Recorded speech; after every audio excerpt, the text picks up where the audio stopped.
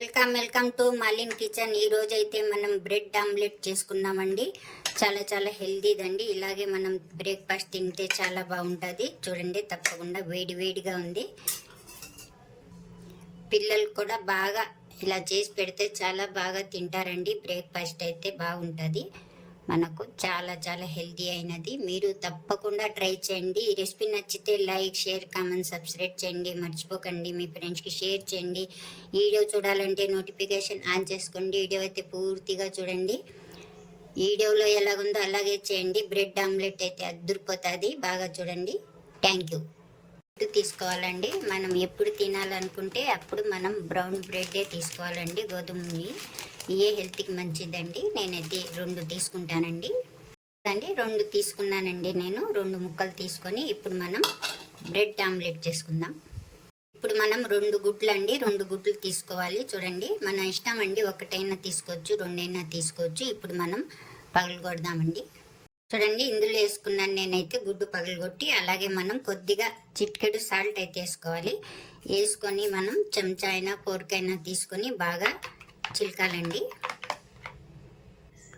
బాగా చిలికేసానండి. ఇప్పుడు మనం స్టవ్ వెలిగించుకొని మనం తవా ప్యాన్ పెట్టుకోవాలండి. పెట్టుకున్న తర్వాత ఇందులోకి మనం బటర్ అయినా నెయ్యి అయినా వేసుకోవాలండి. దీంట్లో మన ఇష్టం, లేకుంటే ఆయిల్ అయినా వేసుకోవచ్చు. ఇలా వేడెక్కిన తర్వాత అండి మనకు ఇప్పుడు నెయ్యి అయితే వేసుకున్నాను నేను. మనం గుడ్డు చిలికి పెట్టుకున్నాం కదండి. ఇప్పుడు ఈ మిశ్రమాన్ని మనం ఇందులో వేసేసుకోవాలి. ఇలా వేసుకున్న తర్వాత చూడండి, నేనైతే కొంచెం ఉల్లిపాయలు 1 స్పూన్ వేసుకుంటున్నానండి. అలాగే 1 స్పూన్ టమాటా అండి, అలాగే 1 స్పూన్ క్యారెట్, అలాగే కీర ముక్కలు అండి, అలాగే మనకు స్ప్రింగ్ ఆనియన్స్ అండి, అలాగే కొత్తిమీర, ఇవన్నీ వేసుకొని మనం బాగా ఇందులో ఇప్పుడు మనం బ్రెడ్ ముక్కలు ఉన్నాయి కదండి, 2 తీసుకున్నాను కదా, అవి అయితే మనం ఇలా చేసుకోవాలి. ఇలా చేసుకొని మనం ఇలా పెట్టాలి. ఇలా పెట్టిన తర్వాత ఇలా పెట్టేసుకోవాలి. అలాగే చిటికెడు మనం కారం పొడి అయితే వేసుకోవాలండి. మనం పచ్చిమిర్చి వేసాం కదండి, అందుకని కారంగానే ఉంటుంది. మనకి ఇలా కాలిన తర్వాత మనమైతే ఇది ఈ పక్క మనం ఇలాగా బ్రెడ్ మీద వేసుకున్నామండి. ఇప్పుడు మనం ఇలా తిప్పుకుందాం. ఈ పక్క మనం ఇలాగ తిప్పేసుకున్నామండి. తిప్పుకున్న తర్వాత మనం కొంచెం నెయ్యి అయితే వేసుకోవాలి.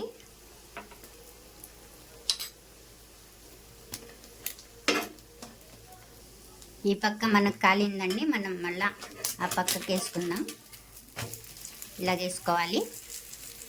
ఇలా వేసుకున్న తర్వాత మనం ఈ బ్రెడ్ ఇలా వేసేసుకోవాలి. ఇలా వేసుకున్న తర్వాత మళ్ళా మనం ఈ పక్కకు కూడా ఇలా వేసేసుకోవాలి. చూసారా? ఇప్పుడైతే మనం స్టవ్ ఆఫ్ చేసేసుకుందాం. అంతే అండి, ప్లేట్లో తీసేసుకుందాం. సింపుల్గా అయిపోయే బ్రెడ్ ఆమ్లెట్ అయితే మనకు రెడీ. వావ్! ఈ రెసిపీ నచ్చితే మీరు లైక్ చేయండి.